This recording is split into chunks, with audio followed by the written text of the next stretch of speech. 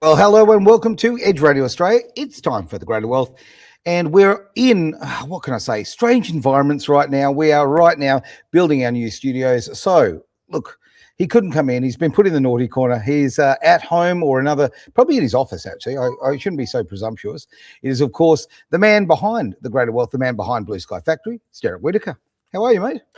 Al, it's great to be here, Aaron. Exciting times. You're building new studios. I'm building new programs behind this to help our clients. It's really exciting times. It really is. I mean, new is the absolutely the big center word here. So many opportunities. Why not grab hold of them, right?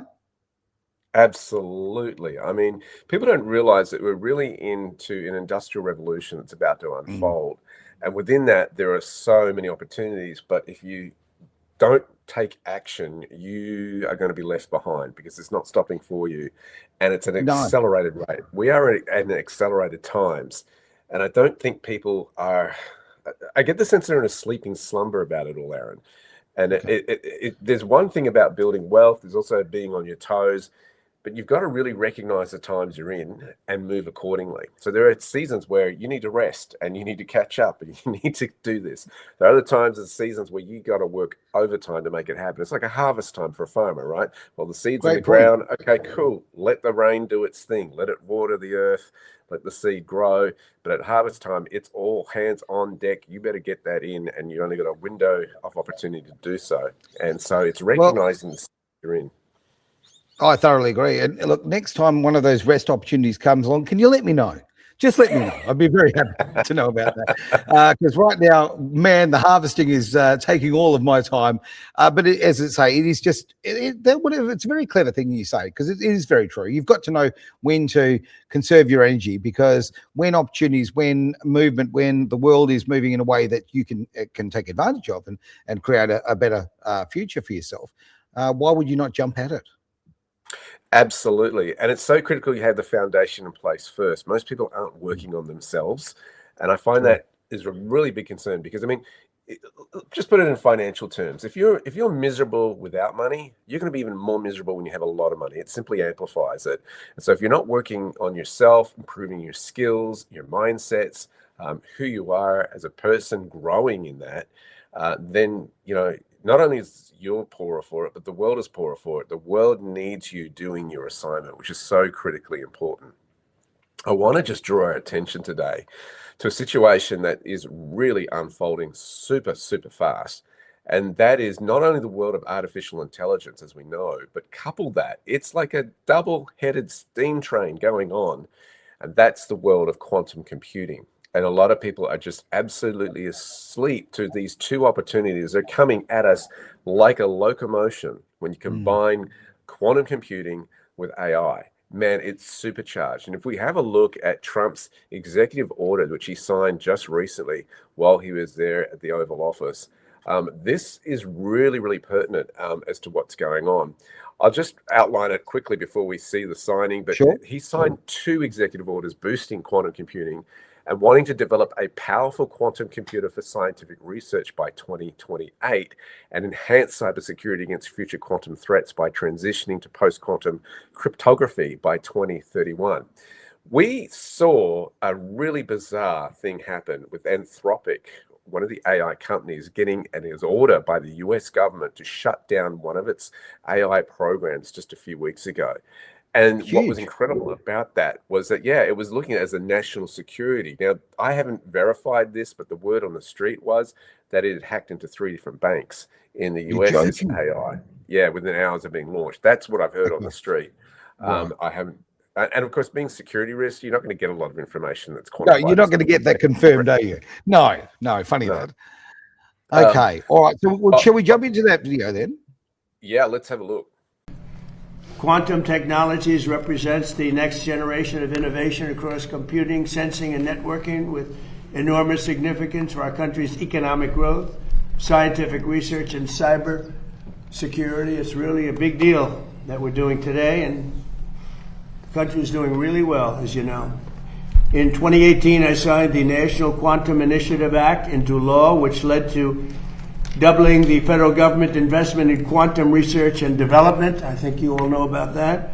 That helped unleash billions of dollars of private investment in America's quantum industrial base promoting significant scientific and technological progress like we've never seen before, actually. We want to keep that positive momentum going in America with the orders that I'm signing today, and these will really have place it a big step forward. We're already the leader by a lot, and we're going to be now the leader by a lot more. What are your thoughts there, Derek? Well, I think it's again coupling what Trump's been doing all along, wanting to secure rare earths. Why does he want rare earths? Because those are the rails for what AI will be built on, okay, across the world. So he's doing that. And Derek, if I can interrupt you for a moment on that. I think that's something we shouldn't just skip through, because, and we're certainly not, but this is not something you're going to hear on the mainstream, the corporate media. They don't really want to talk about this. This acceleration, this need for these rare earths is technology based. Everything comes from the earth. Let's face it, technology comes from the earth. We've got to refine it and turn it into the final product. But by knowing quantum computers, knowing AI, knowing that is the future, whether you like it or not, that is the future. That's the way we're going. By securing that, you're securing your country's future. You're not just its economic growth, but of course its technological growth and a cultural shift as well. So what Trump is doing there, people who will be the naysayers, those who will be negative towards Trump, those who are looking for an excuse to sort of dish hate, if you like, they will be having a go at that. But whereas if you are being honest about it and you're looking at the long-term plan here, this is so clever. This is building for the future. Simple as that. Oh, absolutely. And I think what people aren't realizing is that it requires enormous energy to run these AI data centers as well. And Trump is allowing basically AI centers to plug in right next to electrical grids, right next to them on the block and this sort of stuff. Yep. Whereas the other nations are still harping on about green energy and saving the planet. And it's just totally off where things are going in terms of economically. It's not just going to go there. But I think we also have to recognize it's twofold. It's not just economic power, it's also defense power, military power. And that's what will run it. That's how you have the advantage. And this is where AI and quantum computing is going. Military power prowess and also economic superiority. And that's what you've got to look at here. Agreed. All right, we've got another video here from Trump. Would you like me to bring that one on? Well, yeah, it kind of brings out the reason I'm playing this is a huge background to Trump's push, I think, on these kind of technologies. We've noticed a couple of relationships that are going on. We've noticed the relationship he's had with Elon Musk, particularly over the last few years in terms of where that was all going and developing these technologies, and SpaceX. We've just had the SpaceX launch, which was really, really exciting for a lot of people. Biggest IPO in the world, but most overpriced as far as economic terms are concerned. Of course, we've seen the price go up and come down. But I want to just point out this, is that Trump's relationships are really interesting. If we look into his history and what relationship is there, I want to look into that and dive into the influence that one relative has had that has affected his thinking for today. Take a look. Did you know of my uncle at all? No. You didn't? No. Sorry. You missed a good bit. Yeah, Dr. John D. Trump was the guy who is his uncle, and he was a very influential thinker in his circles at university. And Trump talks about him quite a lot with a lot of affection. In fact, if we look at the next slide here, we'll have a look at the man who was. This has, the rumors are that he was reading a lot of the writings of course, Tesla, Nikola Tesla. And a fairly influential chap. Absolutely. Of course, from whom we get the big company named after him. Nikola was really interesting. Yeah, pop the picture up. This is the uncle that studied, and the rumor is that he was of MIT and understood and read a lot of the papers that Tesla actually wrote, Nikola Tesla. Nikola Tesla is a bit of a tragic figure. He did not have the economic success that others had of his time, namely, I think I can see the entrepreneur and I can't think of his name, the light bulb. Well, I'm going to go. Sorry, Edison. Edison, thank you. Edison was more the entrepreneur. But the rumor is that Nikola Tesla invented free energy and had a way of discovering that. And of course, it wasn't economically viable. Well, people wanted to control energy and be able to charge for it. And it's interesting how the world is now coming back to these findings and where it's all going. Now, this has Well, had Derek, huge how influence can you on make Trump. money out of Derek, out of anything that's free? All right. Yeah. So no wonder Tesla sort of died with not a lot in his pockets. Let's be honest. And Edison did rather well from, and that's not a criticism. Obviously, it's a greater wealth. We like people to grow their wealth and grow their freedom. So that's a fantastic thing. But yes, sometimes ideas, look, free electricity, cars that run on water, things like that, they're not very good for the economic value of particular shares, are they? Not the greatest business model for sure. No. I understand. But I mean, it also shows you though, what are we actually, in terms of the resources in the world that God has given us, from water to sunlight, people want to tokenize this, people want to charge for this. What is it that we should be receiving for free? And if we could, it would reduce how many limits as we as humanity progressed forward. I mean, imagine if you had no limitations on power, okay, and Yep. you could do with energy whatever you wanted to do. You could travel further, get more done. It would just increase productivity as well as lifestyle. And that, I think, is what we've got to recognize here. And we're in an age now, not only acceleration, but taking the limits off. And I think it's really pertinent to know the times we're in. Agreed. I mean, you look in the UK at the moment, well, not specifically right now as far as season-wise, but with winter in the UK, and a lot of people, pensioners, were really suffering, not being able to use their heat.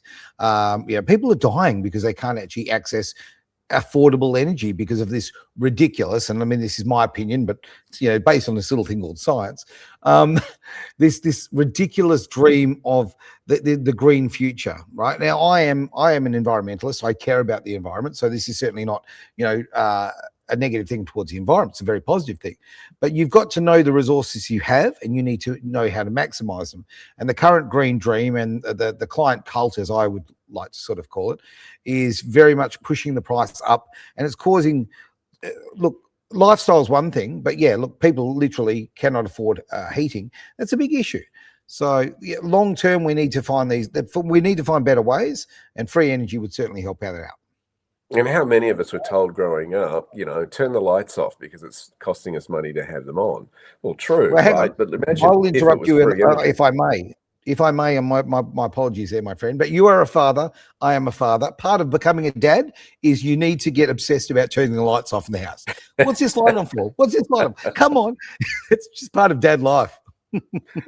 Absolutely. I remember there was that song, Don't Turn Off the Lights. And I remember somebody who was a bit of an energy freak at the last radio station I worked at was always saying, yes, turn them off, always thinking about the bill.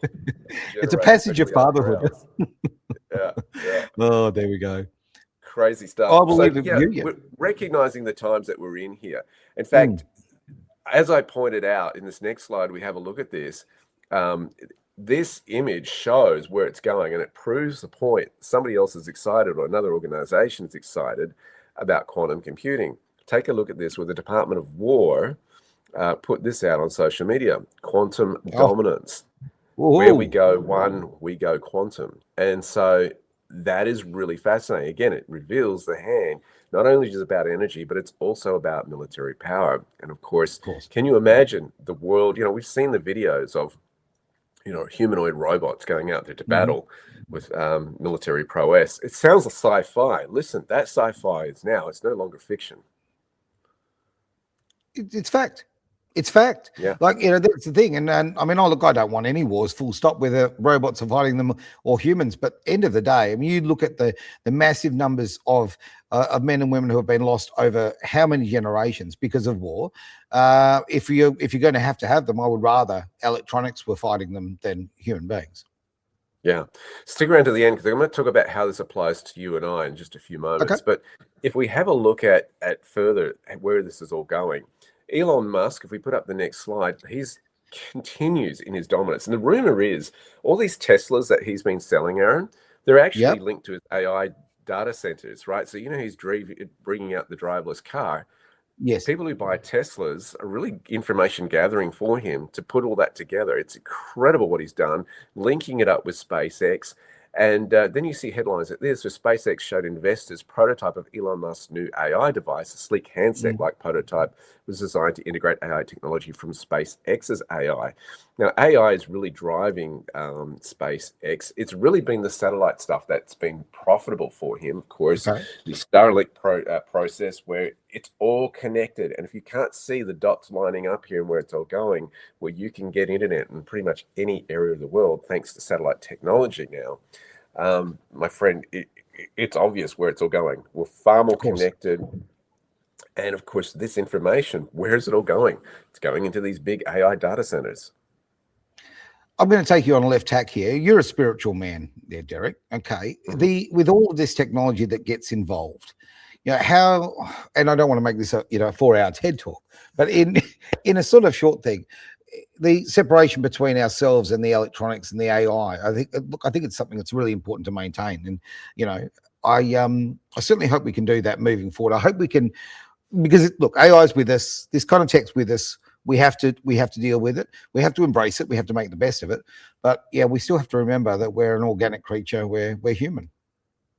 Oh, absolutely. I think what we've got to recognize here, there's been a lot of discussion about AI. I think what we've got to recognize is technology is neither right nor wrong. It's neutral. It's the people that drive it, the heart of humanity, that determines True. what the outcomes are. And look, I have been over the last couple of weeks using a lot of artificial intelligence. And it's what you're using it for, is the intent. And the better the intentions, I'm finding the better results that you get from the technology. And so that's what we've got to bear in mind. But there are times where I've got to unplug and go, I'm walking away from the computer now because, you've got to connect with humanity. Like last Friday, I just took the complete day off. I thought, I'm not going to use this anymore and build it. I know. The luxury of It's running got to your be own done. business. Yeah. But look, I mean, very true. Very long days. So this is the thing that we've got to recognize, that this is where the world is going, and it's continually learning. It's fluid. This is the thing about artificial intelligence. It's not static. It's not like, oh, we've got now the internet and we've got to figure out how this puts together. No. This one is increasingly encroaching on our lives, whether you like it or not. Look, I was resistant, as you know, we've talked about this on many occasions. I was very resistant to AI because, well, so many reasons. And my joking response is very true. I saw Terminator 2. So that's why I've got my resistance to it as quite a premonition in a lot of ways. So from that viewpoint, I tried to, I eased myself in, okay? I bought myself dinner first and I slid into it very casually. Over the last, I'm going to say 9 months, obviously I've been using it on a daily basis. I've watched the acceleration of it. I've watched how much better it's getting. It is, and it's not happening in increments, small increments. Like in the last 9 months, it feels like it's progressed 10 years in performance. Absolutely. I mean, 18 months ago to 2 years, I tried it, thought, what can this thing do? And it was kind of like, it's fun. It's a little bit of a toy. It's cute. But, I mean, it's amazing in itself, but I'm not sold on it because it's got errors in it and this sort of stuff. What's happened in the last 6 months has been a massive leap forward. Can you imagine what it's going to be like in the next 6 months as it continually learns, Aaron? It's learning from itself. It's learning from, which is one aspect of it. The other thing, obviously, again, is as good as the information that's fed into it. So if you want to get the best from it, you need to be detailed about what you're asking it to do and the parameters that you're laying down. And here's the thing, the world is slowly waking up to it. Europe has been so far behind. If we look at the headlines in the next one, this really shows where things are going. Macron to Modi, governments are rolling out the red carpet for AI giants. And this is really putting the AI bosses in a real position of power because these data centers, ecosystems needed to power this tech for their own personal relationships. It's just wanting to move. So there's a bit of a two thing here where AI people need the energy to run this stuff. And these countries going, we need the AI for superiority. The French president hosted AI bosses at the G7 in June and personally convinced SoftBank bosses Masayoshi Son to invest tens of billions of dollars into AI data centers in the world. That's in France. Modi with in India, from India. He met with Amazon CEO Andy Jassy last Thursday, welcomed the US tech giant, record of 48 billion investment in the country. 21 billion would be for AI and cloud infrastructure. And so then you got Modi last year, of course, from India, meeting with Microsoft chair and CEO Satya Nadella and Google CEO Sundar Pichai and Intel CEO Lip Bhutan, all the big shots as far as AI is concerned, all of them committing to help develop India's AI ecosystem because India wants the superiority, well, as far as the economic advantage is concerned. So there is this race. We've had the space race in history, and now we've got the race for AI. And I am concerned about Australia's position on it. The only time that we've really heard about it in Australia is for surveillance reasons, Yeah, as far as our government talking about it. We've got to change our mindset on this and really think industry. Oh, look, again, the great thing about Australia with the old she'll be right attitude, no, she won't be right. We have to actually step up. And obviously, everybody knows my feelings about the Albanese government and how they're destroying this country. Surely we need to get people in charge who will actually see this opportunity and go, okay, we've got this wonderful country here. We've got these wonderful resources. Why not travel forward as a smart country and go with it? Well, I was having a conversation with a friend of mine who is really helping me. We're actually at Blue Sky Factory teaching people how to use AI now. And that's really, really exciting because the jobs are going to disappear if you don't know how to use it. The jobs will go to those who do have the skills to know how to use AI. That I've heard from somebody who has a part ownership in an AI company. That's a direct quote from him. All right. So I'm looking at this and I'm going, this is really, really interesting in terms of what it can do. Now, it used to be that where you were born had such an influence on the wealth that you would acquire, which country you were born. Like if you weren't born in the United States, if you weren't born in the United States, you had a limited ability to, of course, get access to those economies and produce wealth. The other thing was what status you were born into. So like, Silicon Valley, if you weren't born into that space. I'm having this conversation with Darren Good, who's helping us teach these AI stuff. He's saying, if you weren't born in Silicon Valley and came from a wealthy home and could get into those circles, then you're at a disadvantage. Well, AI is leveling the playing field right now. And not only that, but there's investment opportunities in this space. And I'm not saying it's not investment advice. I'm not saying try to pick the next winner as far as AI stocks are concerned. I'm not suggesting that at all. But if you get strategic on this in this new era of this wealth shift that I've been talking about, plus what's going on in AI and quantum computing and all this sort of thing, man, the opportunities are huge right now to set up and affect the generations. Obviously, this is not financial advice, and that's why I've just popped down the bottom there, the blueskyfactory.com.au website. Look, the best education you can possibly lay your hands on really is for moving forward, whether we're talking about your financial future, whether you're talking about finding your life purpose or learning about AI. Education is the absolute secret here. Well, let me give you this. Drop the .au on the end of that URL and go to blueskyfactory.com and pick yourself up a free course there on AI. Just follow the prompts there. And that's on us. So are you telling me there's no .au? I've got a .au, but I've been quietly behind the scenes developing a .com and of course using AI to develop it. So well, I'm glad you told me because look, Derek, someone was about to get fired. Someone was about to get fired for having that on there. The problem is it's me. No, I just hadn't updated you. I've been quietly doing this behind the scenes. But yeah, if you can't wait around, we haven't launched it yet, but if Edge Radio people want to get an advantage to that, then go to the .com URL and take a look. Fantastic. Good afternoon to Damien as well. Good to see you, buddy. Great to see you on board there, and a long time watcher of the show, and a man who is, I'm glad to say, is taken on a lot of the content here, and has been very positive for him. So great to see you there, buddy. Obviously, you can, if you wish to, if you are on the platforms of Facebook, the Edge Radio Australia Facebook page, or the Edge Radio Australia YouTube page, that you're there. While you're there and you're liking and subscribing and all those good little things, you can obviously leave a comment or a question. We love our questions as well, so appreciate that very much, Damien. Awesome. All righty, now I believe you've got another, was it a video or a still that we're going to talk about?